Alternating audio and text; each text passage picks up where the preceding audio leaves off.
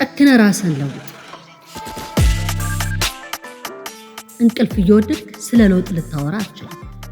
መስራት እያስጠላክ ስለ ለውጥ ልታወራ አትችልም። ስልቹ ሆነ ስለ ለውጥ ልታወራ አትችልም። ተስፋ ቆርጠ ስለ ለውጥ ልታወራ አትችልም። ስለዚህ ጨክነ ራስህ ላይ ስራ። ጨክነ ራስህን ለውጥ። ጨክነ ማድረግ አለብኝ።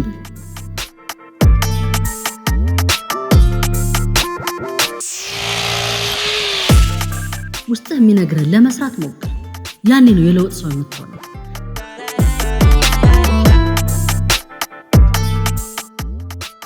ሰይጣን ፈትኖኝ ነው ማለት አይቻልም።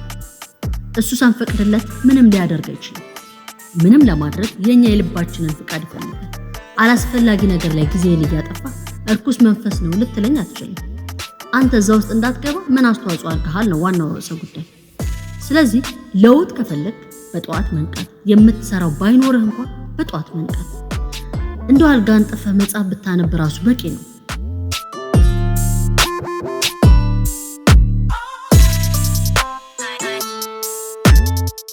መሄጃ የለኝም ካልክ አይምሮ መሄጃ እንደሌለው ይለምዳል። መሄጃ ቢኖርህ ራሱ ካልጋ መነሳት አይፈልግም። አይምሮ ንቃትን መለማመድ አለበት።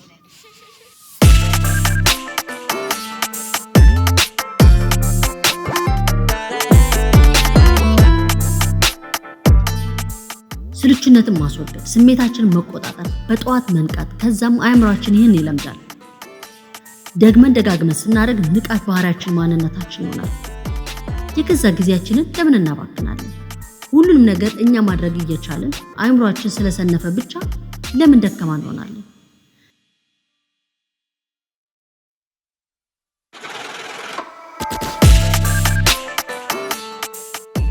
ድክመት የድግግሞሽ ውጤት ነው።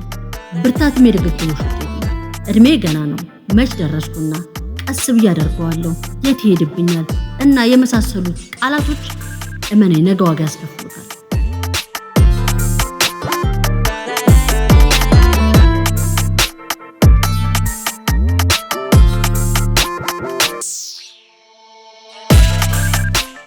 ምንም ሳላረግበት ጊዜ ሄደብኝ፣ በሰው ሀገር ለውጥ ሳላመጣ እድሜ ሄደ፣ ሳላገባ ሳሎን የሚሉ ሐሳቦች ላላስፈላጊ ጭንቀትና ውጥረት ያጋልጡሃል።